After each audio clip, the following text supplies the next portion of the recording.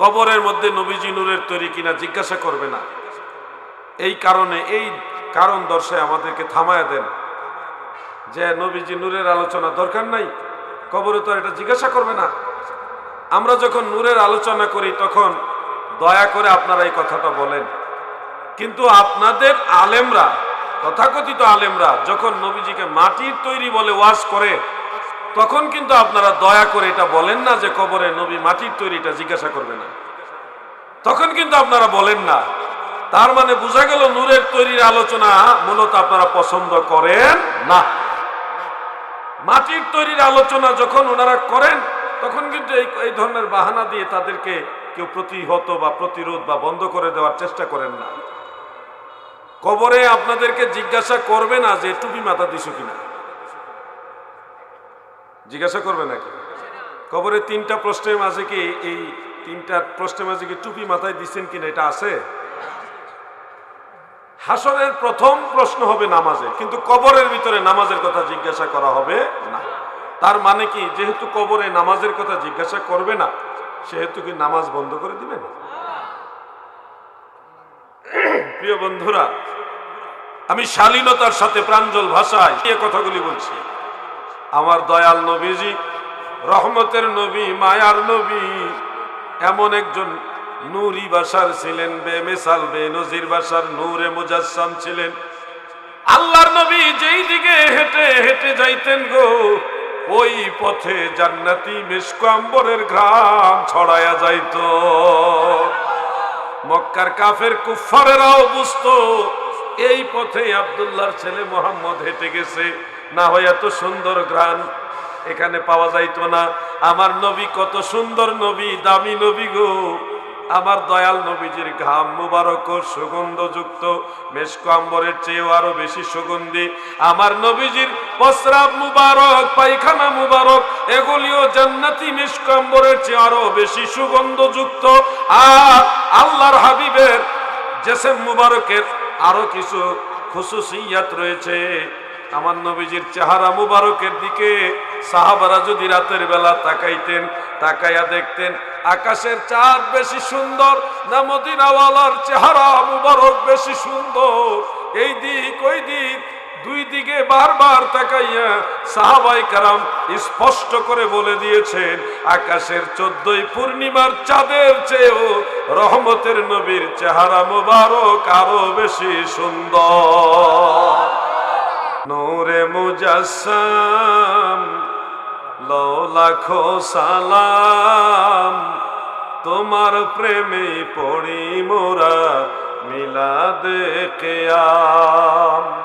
তোমার নূরে সৃজন হলো দুনিয়া তামাম। তুমি হলে কাবার কাবা, তুমি হলে কাবার কাবা, নবী আকরাম। নূরে মুজাসসাম লও লাখো সালাম, তোমার প্রেমে পড়ি মোরা মিলাদে কিয়াম। পবিত্র কুরআনুল কারীমের সূরা কলমের তাফসীর পড়তে পড়তে কয়েকটা হাদিস পেলাম।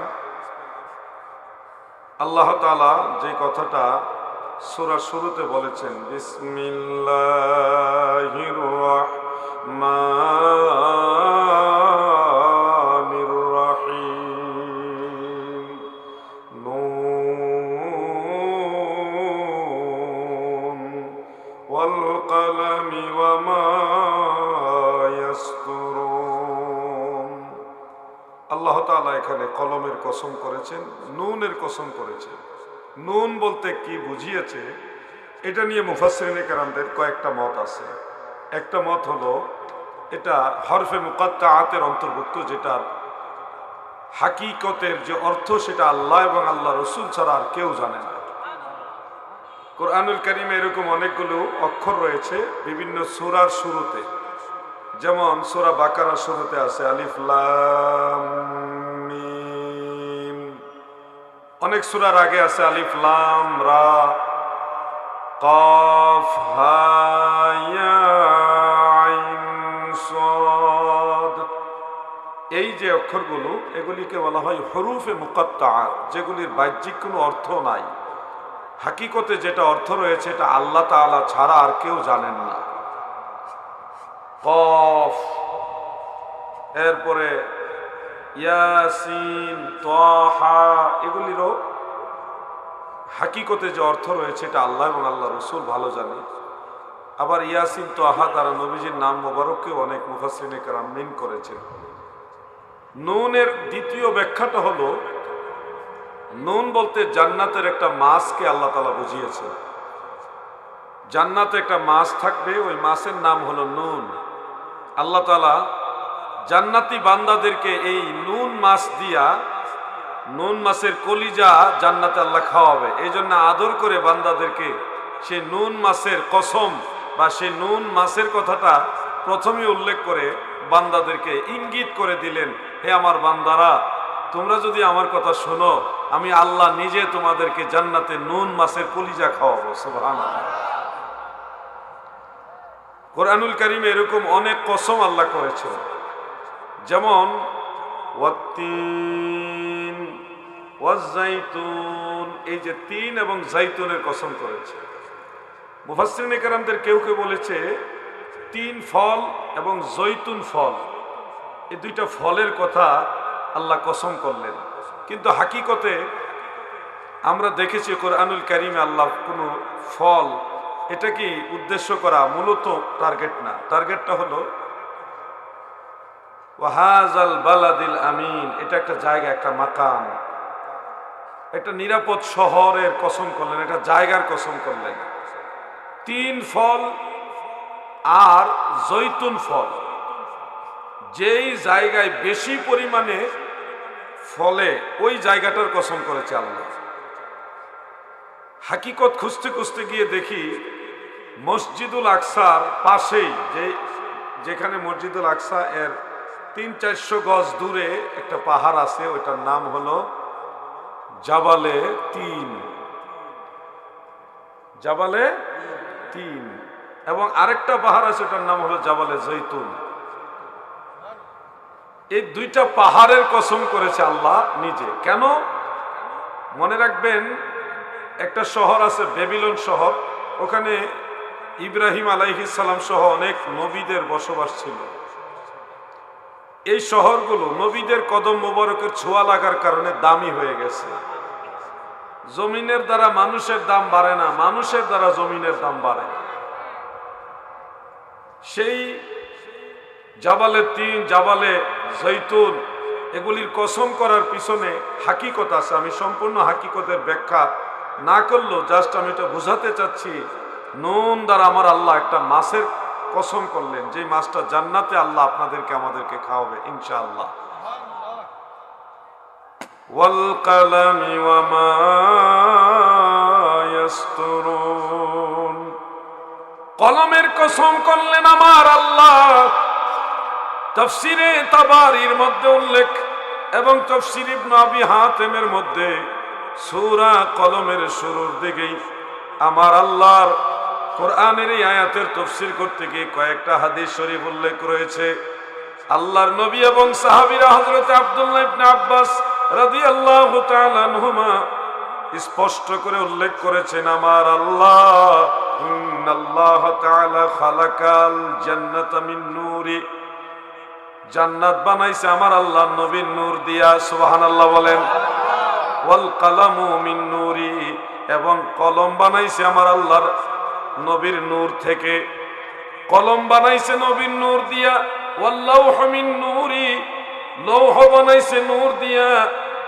লৌহ, কলম, জান্নাত, আল্লাহর যত গুরুত্বপূর্ণ জিনিস। আরেকটা রওয়ায়াত আছে, আমার আল্লাহ আরশে আজিমও বানাইছে নবীর নূর দিয়া। কলম, জান্নাত, আরশ, কুরসি, লৌহ, কলম সবকিছু আমার আল্লাহ বানাইছে নূরে মুহাম্মাদি থেকে। এটা আমার বানানো কথা নয়। কারো যদি ডাউট হয়, সন্দেহ হয়, আপনি তাফসিরে তাবারি শরীফ খুলুন, তাফসির ইবনে আবি হাতেম খুলুন। এগুলি কোনো নরমাল কিতাব না, এগুলি তাফসির বিল রিওয়ায়াতের প্রথম সারির কিতাব। যে কোনো মুফাসসির, মাদ্রাসার মুফাসসির যারা, যারা তফসির পড়ান তারা এই কিতাবগুলি সম্পর্কে ভালো জানেন। ওনাদের জিজ্ঞাসা করবেন যে কিতাবগুলি কেমন। একটা হলো তফসিরে তাবারি, আর একটা হলো তফসির ইবনে আবি হাতেম। বেশি দিন আগের কিতাব না, 1100 থেকে 1150 বছরের আগের কিতাব। সেই কিতাবগুলোর মধ্যে রয়েছে আমার আল্লাহ জান্নাত বানাইছে নবীর নূর দিয়া, এমনকি আরশ কুরসি লৌহ কলম বানাইছে নূরে মুহাম্মাদি দ্বারা। সুবহানাল্লাহ বলেন। ক্লিয়ার ভাবে উল্লেখ করেছেন ইমাম ইবনুল হাজ মালিকি রহমাতুল্লাহ আলাইহি আল মুদখালের মধ্যে, সেখানে ক্লিয়ার উনি সম্পূর্ণ কথাগুলি উল্লেখ করেছেন। খালাকাল্লাহু তাআলা আল আরশ মিন নূরে মুহাম্মাদিন সাল্লাল্লাহু আলাইহি ওয়াসাল্লাম ওয়াল লাওহু মিন নূরে মুহাম্মাদিন ওয়াল কালামু মিন নূরে মুহাম্মাদিন। একবার এইভাবে উল্লেখ করেছেন আল্লাহ তাআলা নূরে মুহাম্মাদি থেকে সবগুলো সৃষ্টি করেছেন। আরেকটা হাদিস আমরা শুনব, কিন্তু শোনার আগে আপনারা একটু অ্যালার্ট হবেন। আমাদের ডানে বামে অনেক স্কলার আছেন, ওনারা মনে করেন মদিনা শরীফের রওজা মুবারকের মাটি দিয়ে আল্লাহ তাআলা নবীজিকে সৃষ্টি করেছেন। আমি ওনাদেরকে সম্মানের সাথে বলবো, ওনাদের প্রতি সম্মান বজায় রেখে বলবো, কিতাবুল আন্দাজ দিয়ে কথা না বলে রেফারেন্স ভিত্তিক কথা বলুন। আপনি অনুমান করে বলতেছেন রওজা মুবারকের মাটি দিয়ে আল্লাহ রসুলকে সৃষ্টি করেছেন, এটা তো আপনার অনুমান নির্ভর কথা। অথবা আপনি হয়তো কাবুল আহবার এসে রেওয়ায়তের উপর নির্ভর করেছেন, যেটা মাওয়াহিবুল লাদুনিয়া সহ কয়েকটা কিতাব রয়েছে বিলা ইসনাদ, সনদ ছাড়া। কিন্তু আপনাদের সকলেরই জানা আছে সনদ ছাড়া যে রেওয়ায়েত, ওইটা হুজ্জত হয় না, দলিল হয় না। এবং সেই রেওয়ায়েতের মধ্যেও মাটির কথা সুস্পষ্ট নাই। মেইন যে কিতাব ইমাম ইবনু জাউজি রহমাতুল্লাহ আলাইহি এবং শরফুল মুস্তফার যে শরা করেছেন, সেখানের মধ্যে অন্যান্য প্রাচীন যে কিতাবগুলো, সেখানে রওজা মুবারকের মাটির কথা উল্লেখ নাই। সেখানে উল্লেখ করেছে বায়দা, একটা সাদা বস্তু, সেটা নিয়ে আল্লাহ তাআলা জিবরিল আমিনের মাধ্যমে জান্নাতের তসনিম নামক নহরের পানি দিয়ে ধৌত করে আরো উজ্জ্বল বানালেন। এরপরে সেটা দিয়ে রসুল করিম সাল্লাল্লাহু আলাইহি সাল্লামকে সৃষ্টি করলেন। এই বিষয়টা এমনিতেই কোনো সনদ নাই। দ্বিতীয়ত রেওয়ায়েত শেষের দিকে দুই একজন তিনাত শব্দটা উল্লেখ করেছেন মাটির কথাটা, কিন্তু প্রাচীন যারা মুহাদ্দিস যারা উল্লেখ করেছেন তারা এখানে মাটির কোনো কথা উল্লেখ করেনি। এমনি তো সনদ নাই, তাও আবার মাটির কথা নাই। এই ধরনের রেওয়ায়েত বা বর্ণনার উপর নির্ভর করে আল্লাহ রসুলের ইজ্জতের উপর আঘাত যারা করছেন, নবীজিকে আপনারা যারা মদিনার রওজা মুবারকের মাটির তৈরি বানানোর চেষ্টা করছেন, আমার মনে হয় আপনাদের আর একটু চিন্তা করা উচিত, আর একটু তাহাকিক করা উচিত। আমরা কেন এটা নিয়ে এত কথা বলি? আমাদের এত কথা বলার পিছনে মূল কারণ হলো কেউ যেন আমার নবীজিকে ছোট করে কথা বলতে না পারে, এটাই হলো আমাদের মূল টার্গেট। নবী আমার জান, নবী আমার প্রাণ, নবীর কাছে আছে আমার মাওলার সন্ধান, নবীর কাছে আছে আমার, নবী আমার জান, নবী আমার প্রাণ, নবী আমার জান। আমার দাদু ভাইয়েরা গো, আল্লাহর হাবিবের নূরের বিষয়ে আমরা সব সময় বেশি তৎপর হই, এই ব্যাপারে কনসিডার করি না, কারণ এটা আমার নবীর ইজ্জত সম্মানের সাথে জড়িত। আমার দয়াল নবীজির ইজ্জতের চাদর মুবারক নিয়ে যারা টান দিবে, নবীর সৈনিক, নবীর প্রেমিকারা, নবীর পাগল উম্মত, তারা কোনোদিন এটা ছেড়ে দিবে না।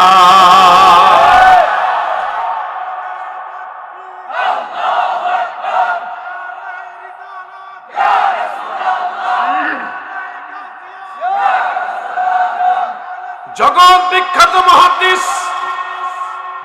বিখ্যাত মুহাদ্দিস ইমাম ইবনু সালেহ শামী রাহমাতুল্লাহ আলাইহি সুবুলুল হুদা ওয়ার রাশাদের প্রথম খণ্ডের মধ্যে একখানা হাদিস উল্লেখ করেছেন শিফাউস সুদূর, ওই কিতাবের রেফারেন্সে।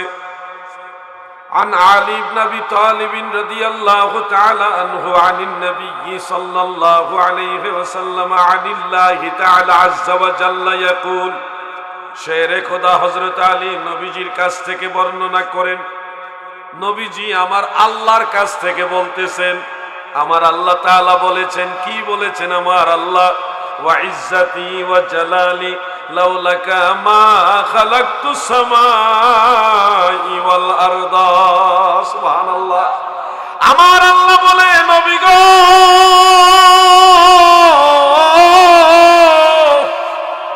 আমি আল্লাহর ইজ্জতের কসম, ওয়া ইজ্জতি আমি আল্লাহর ইজ্জতের কসম, জালালিয়াতের কসম, লাউলাকা মা খালাকতুস সামাই ওয়াল আরদা আমি আল্লাহ আপনি রাসূলুল্লাহকে না বানাইলে সাত আসমানও বানাইতাম না, সাত জমিনও বানাইতাম না।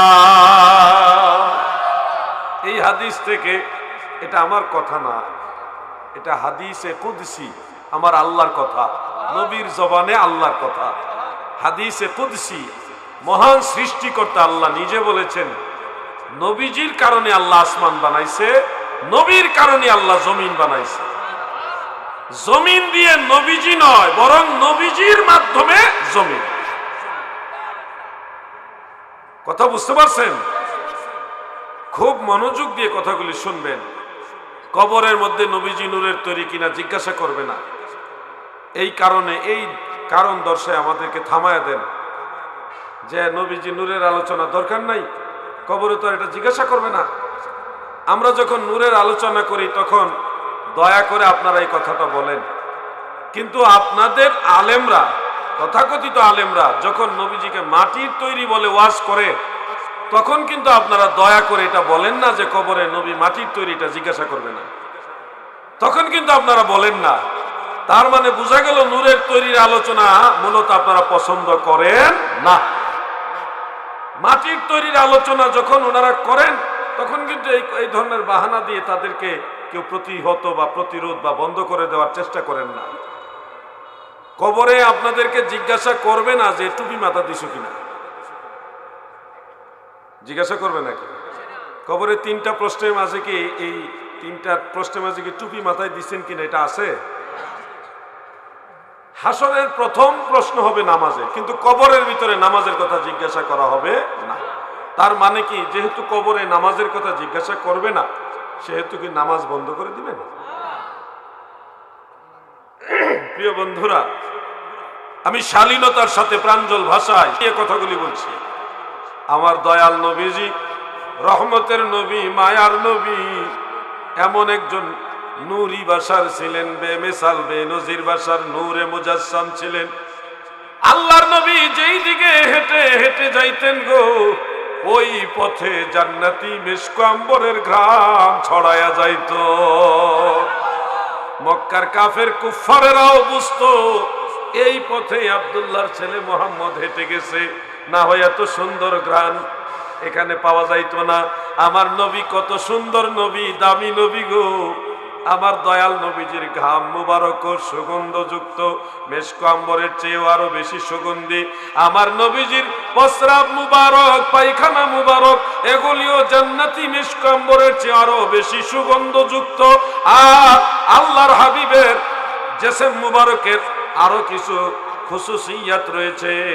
আমার নবীজির চেহারা মুবারকের দিকে সাহাবারা যদি রাতের বেলা তাকাইতেন, তাকাইয়া দেখতেন আকাশের চাঁদ বেশি সুন্দর না মদিনাওয়ালার চেহারা মুবারক বেশি সুন্দর। এই দিক ওই দিক, দুই দিকে বারবার তাকাইয়া সাহাবায়ে কেরাম স্পষ্ট করে বলে দিয়েছেন, আকাশের 14 পূর্ণিমার চাঁদের চেয়েও রহমতের নবীর চেহারা মুবারক আরো বেশি সুন্দর। রূপা যারা দেখেছেন, ব্যবহার করেছেন, রূপা রূপা রূপা ভালোভাবে ঘষা মাজা করলে একটা চিলিক মারে, আলো পড়লে একটা চিলিক মারে। সাহাবায়ে কেরাম বলতেন যে আমার দয়াল নবীজির এই ঘাড় মুবারক এত সুন্দর ছিল যে কেউ যদি ভালোভাবে নজর করতো, নবীজির ঘাড় মুবারক থেকে এখান থেকে রূপার মধ্যে আলো পড়লে যেমন চিলিক মারতো, এর চেয়ে বেশি চিলিক মারতো। সুবহানাল্লাহ বলেন। আমার নবীজিকে আপনি কোন কাতারে নিয়ে দাঁড় করাতে চান?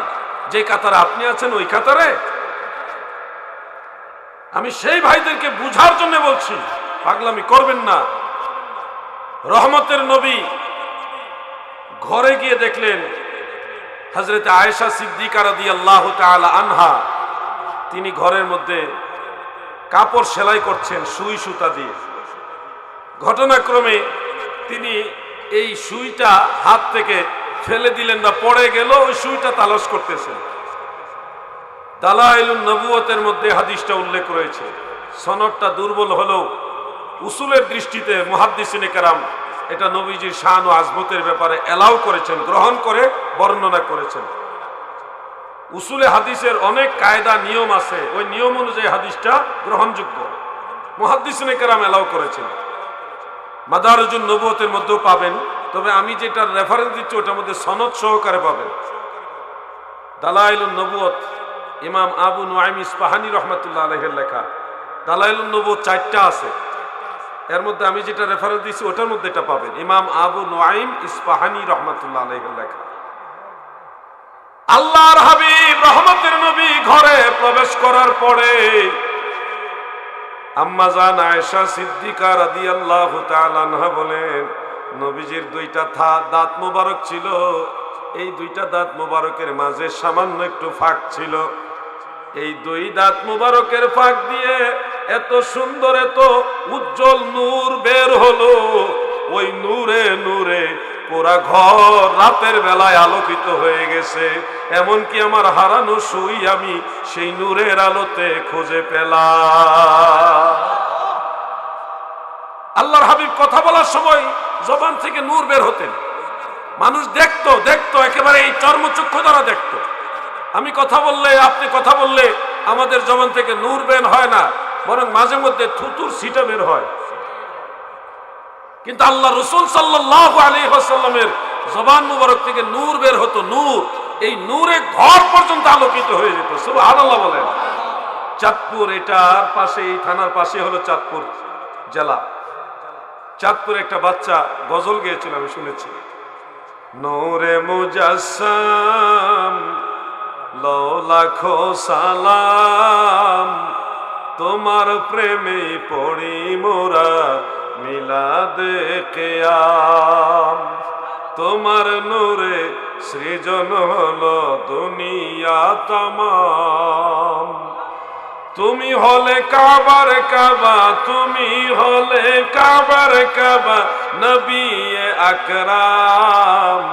নূরে মুজাসসাম লও লাখো সালাম, তোমার প্রেমে পড়ি মোরা মিলাদে কিয়াম। ও যুবক ভাইরা, আজকে কত সুন্দর তোমরা বসে গেছো। আমি দেখেছি মাহফিলে ঢোকার সময় অনেকে হাঁটাহাঁটি করতেছে, কিন্তু এখন কত সুন্দর সবাই বসে গেছে মাহফিল। সুন্দর একটা পরিবেশ হলো। এই দৃশ্যটা দেখে আমার মনে আরেকটা কথা স্মরণ পড়লো।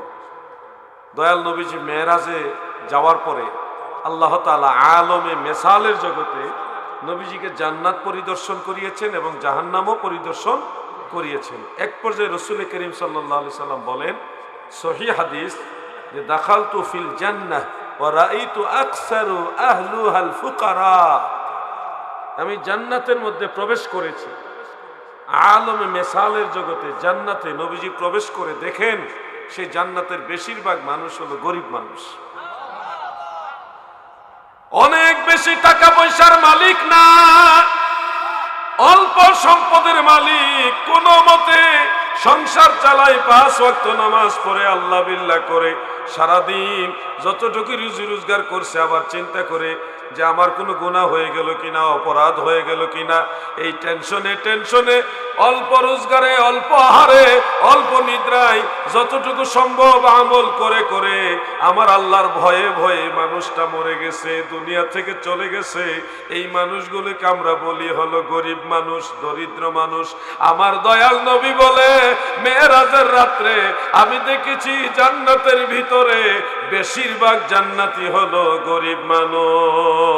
সুবহানাল্লাহ। এই জন্যে বেশি টাকা পয়সার মালিক হওয়া মানি লাভবান না। মেরাজের রাত্রে দয়াল নবীজি বাইতুল মুকাদ্দাস গিয়েছিলেন।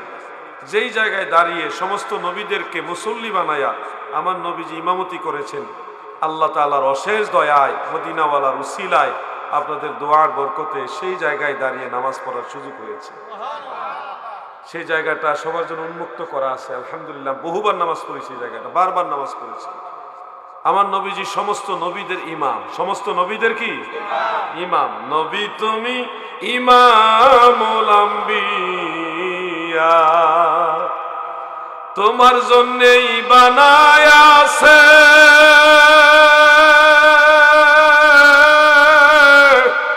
আমার আল্লাহ এই সারাটা দুনিয়া গো নবী।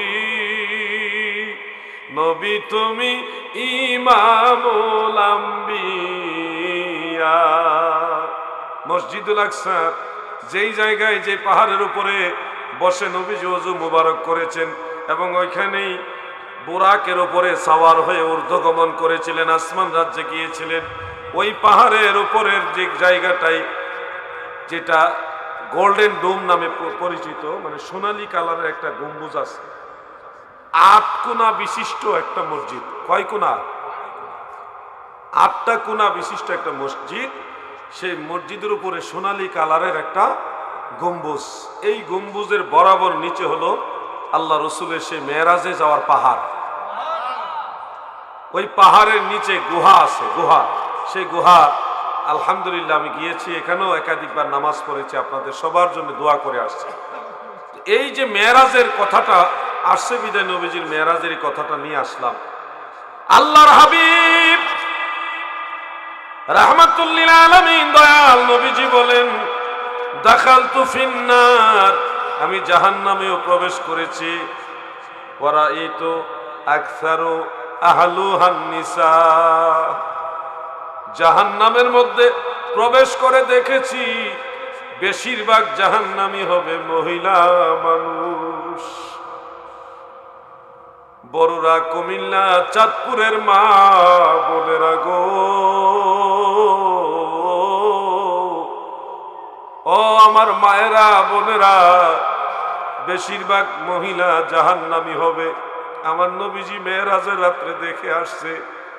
আমি বিশ্বাস করি এই কুমিল্লা বড়ুরার এই চাঁদপুর এলাকার মা বোনেরা সেই জাহান্নামী মহিলাদের কাতারের অন্তর্ভুক্ত হতে চায় না, এটা আমার দৃঢ় বিশ্বাস। এই বিশ্বাসের আলোকে আপনাদেরকে বলে যাই মা, ও মা, সতর্কতার জন্যে কয়েকটা জিনিস আপনারা খেয়াল রাখবেন। 3 কারণে সাধারণত মহিলারা বেশিরভাগ জাহান্নামী হবে। এর মধ্যে একটা কারণ বেশিরভাগ আমাদের সমাজে দেখা যায়, 6 বছর 8 বছর 10 12 14 বছর 50 বছর 40 বছর সংসার করছেন, স্বামী স্ত্রী জিন্দেগি কাটাইতে গিয়া দেখা গেছে একবার এক ঈদের সময় ভালো কাপড় দিতে পারলেন না, অভাবের কারণে দামি কাপড় দিতে পারেন নাই। দেখা গেছে বেগম সাহেবার চেহারা মলিন, তোমার ঘরে আইসা সুখ পাইলাম না, তোমার ঘরে আইসা ভালোভাবে আমি চলতে পারলাম না। কত সুন্দর সংসার, দিন রাত অক্লান্ত পরিশ্রম করে আমার বাবারা ভাইয়েরা সারাদিন পরিশ্রম করে সন্ধ্যাবেলায় বাড়িতে আসে, ব্যবসা করুক, চাকরি করুক, আর কৃষি কাজ করুক, যেই কোনো কাজে করুক, কাজ শেষে সারাদিন পরিশ্রম করে স্ত্রী সন্তানদের মুখে ভালো একটু খাবার দেওয়ার জন্য প্রত্যেকটা পুরুষ মানুষের মাথায় টেনশন থাকে নাকি থাকে না? এই কঠিন পেরেশানি শেষে ঈদ যখন আসে মাথায় টেনশন ঢুকে, সামনে রোজার ঈদ, ঈদ উল ফিতর, স্ত্রীর কাপড় লাগবে, ছেলেদের পাঞ্জাবি পায়জামা লাগবে, মেয়েদের পোশাক লাগবে, মায়ের কাপড় লাগবে, বাবার পাঞ্জাবি লাগবে, লুঙ্গি লাগবে, ভাই বোন আছে, সবার যোগান দিয়ে দিয়ে ওই পাগলা সবার মার্কেটিং করেছে, করতে গিয়ে দেখে পকেটে আর তেমন কোনো টাকা নাই। সেমাই কিনলো, কিছু দুধ, বাদাম, কিশমিশ, এই ধরনের জিনিসগুলো কিনলো, কেনার পরে নিজের জন্য একটা পাঞ্জাবি অথবা একটা লুঙ্গি কেনার মতো অবশিষ্ট টাকা থাকে না। এরকম হয় কিনা ভাই? স্বামী স্ত্রীকে বলে, বিবি গো, আমার গতবারের জামাটা, গতবারের পাঞ্জাবিটা, এটা তো নতুনই রয়ে গেছে, এটা ভালোভাবে ধুয়ে আয়রন করলে আমার মনে হয় আর কাপড় লাগবে না, যেহেতু আমার নতুন কাপড় আছে। এক বছরের আগের পাঞ্জাবি, ওটা আয়রন করে পরবে। স্ত্রী সন্তানদেরকে সান্ত্বনা দেয়, আমার তো নতুন কাপড় আছে, আমার আর কাপড় লাগবে না, আমার নতুন পাঞ্জাবি আছে। এইভাবে কত পুরুষ মানুষ নীরবে স্ত্রী, সন্তান, মা বাবা, ছোট ভাই বোন, ফ্যামিলির দিকে তাকায়া বছরের পর বছর কাটায়া দিচ্ছে। এরপরেও আমাদের কিছু বোনেরা এই বছরের পর বছর পুরুষ মানুষ সে কষ্ট করতেছে, আর পরেও সামান্য তেল, সাবান, পেঁয়াজ, রসুন, চাউল, ডাউল, আলু, এই ধরনের মানে পারিবারিক যে দৈনন্দিন জীবনের জিনিস, এগুলি যদি একটু টের বেটের হয়, ঠিক মতো আইনা দিতে না পারে, তখন বলে যে তোমার ঘরে আইসা সুখ পাইলাম, আমি দীক্ষা তোমার সংসারটা করে গেলাম। এই ধরনের কথা আমাদের অনেক মায়েরা বলে ফেলেন, অনেক বোনেরা বলে ফেলেন। এই মানুষটা আপনাকে ভালো রাখার জন্যে, ভালো কাপড় দেওয়ার জন্যে, সন্তানদের মুখের খাবারের জন্য, ভালো পোশাকের জন্য, স্কুলের মাসিক বেতন, প্রাইভেট টিচারের বেতন, মাদ্রাসার বেতন, মাদ্রাসার হোস্টেলের বেতন, ভাড়া, এগুলি দিতে দিতে কত ক্লান্ত পরিশ্রম করছে। আপনার জন্য টেনশন করে আপনার ছেলে মেয়ে, আপনার শ্বশুর বাড়ির টেনশন, নিজের বাড়ির টেনশন, সমস্ত টেনশনের পরে যখন আপনি বলেন যে তোমার ঘরে এসে সুখ পাইলাম না, আমি দেখে তোমার সংসারটা করে গেলাম, তখন জানেন ওই পুরুষ মানুষটা কত কষ্ট পায়। এই কষ্টটা এমন ভয়ানক কষ্ট, আমার দয়াল নবী বলেন এই কষ্টের কারণে আল্লাহ ওই মহিলাদেরকে জাহান্নামে পাঠাবে। এজন্য বলবো, স্বামী এবং স্ত্রী, স্ত্রী এবং স্বামী একজন আরেকজনের পরিপূরক হন। সুখের দিনও একজন আরেকজনকে বুঝবেন, দুঃখের দিনও একজন আরেকজনকে বুঝবেন, একজন আরেকজনকে শেয়ার করে নেবেন। কখনোই হুট করে স্বামীর প্রতি অকৃতজ্ঞতা প্রকাশ করবেন না। একটা পুরুষ মানুষ, আমি জানি আপনাদের এখানে অনেক লোক আছে, তারা সংসার চালাচ্ছেন খুব কষ্ট করে, ব্যবসা করে, ছোটখাটো ব্যবসা করে। এরকম মানুষরাও কিন্তু ফ্যামিলি নিয়ে যে একেবারে অনেক বেশি ভালো আছে তাও না, অনেকের ব্যবসা বাণিজ্য তেমন সুবিধার না। এই মানুষগুলি অক্লান্ত পরিশ্রম করে সংসারের জন্য। এই জন্য আমার মায়েদেরকে, আমাদের বোনদেরকে বলবো, কুমিল্লা চাঁদপুরের মা বোনেরা গো,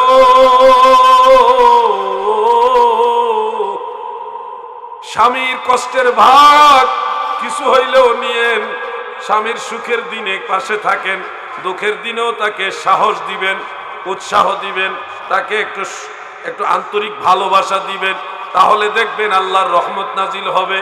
এই জন্যে মা বোনদের উদ্দেশ্যে বলবো যে তিনটা কারণে আপনারা বেশিরভাগ জাহান্নামে যাবেন। এর মধ্যে একটা কারণ হলো স্বামীর প্রতি অকৃতজ্ঞতা। বলেন তো, স্বামীর প্রতি অকৃতজ্ঞতা, এটা মহিলাদের জন্য ওয়াজ। আমি জানি হয়তো মা বোনেরা মাইকের আশেপাশে বাড়ি ঘর থেকে ওয়াজ নসিহত শুনতেছেন। আপনারাও যারা শুনছেন, নিজেদের ফ্যামিলির মহিলা সদস্য যারা, তাদেরকে সতর্ক করে দিবেন, মেয়েদেরকে বুঝাবেন, নিজের মেয়েদেরকে বুঝাবেন যে স্বামীর প্রতি অকৃতজ্ঞ হয়েও না, এটা আল্লাহ এবং আল্লাহ রসুলের নাফরমানির কারণ। 2 নম্বর আরেকটা কারণ আমি বলে দেই, কারণ আমাদের সমাজটা দিন দিন অধঃপতনের দিকে চলে যাচ্ছে। ইসলামী শিক্ষা থেকে মানুষ অনেক আস্তে আস্তে দূরে সরে যাচ্ছে। মহিলা মা বোনেরা কথায় কথায় গজব দিবেন না, লানত দিবেন না। এমনও স্বামী স্ত্রী আছে, সামান্য ঝগড়া, স্ত্রী স্বামীর প্রতি বলতেছে আল্লাহর লানত পড়ক, আল্লাহর গজব পড়ক। এই ধরনের কথা অনেক মহিলারা বলে ফেলেন। সামান্যতেই স্বামীর প্রতি, মায়ের প্রতি, বাবার প্রতি, শ্বশুরের প্রতি, শাশুড়ির প্রতি, প্রতিবেশীর প্রতি, বন্ধু বান্ধবী, বা কোনো কারণে কাউকে যদি কথায় কথায় লানত দেন, গজব দেন, অভিশাপ দেন, এটাও কিন্তু আপনাদের জাহান্নামে যাওয়ার অন্যতম কারণ হবে। পুরুষরাও সহসা কাউকে লানত দিবেন না। লানত পাওয়ার উপযুক্ত যারা তাদেরকে দেওয়া যাবে, কিন্তু সহসা সাধারণ কোনো কারণে কাউকে গজব দিবেন না। লানত দেখ, গজব পড়ক, এই ধরনের কথা বলা যাবে না। মনে থাকবে তো আপনাদের? এগুলি মেরাজের রাত্রের ঘটনা, আমার দয়াল নবী দেখে আসছেন। জাহান্নামের ভিতরে বেশিরভাগ মহিলা থাকবে জাহান্নামী, বেশিরভাগ মহিলা থাকবে জাহান্নামী। এর আরেকটা কারণ বলে দিচ্ছি, মহিলারা বেশি আবেগী হয়, অল্পতেই মানুষকে বিশ্বাস করে ফেলে, অল্পতেই মানুষকে বিশ্বাস করে, তারা একটু আবেগী বেশি। যদি কোনো মতে লাশ, মৃত লাশ অথবা কোনো কবরস্থানের পাশে গিয়ে একজন কান্দা দেয়, অন্য মহিলারা আশেপাশে বুঝলেও কান্দা শুরু করব, না বুঝলেও কান্দা শুরু করব। মানে তাদের একটু আবেগ বেশি। এই আবেগটা আল্লাহ বেশি দিছে, কিন্তু এটা কন্ট্রোল করে চলতে হবে। মা বোনদেরকে বলছি, খুব তাড়াতাড়ি পৃথিবীতে ইমাম মাহদী আলাইহিস সালাম আসবে। একদিকে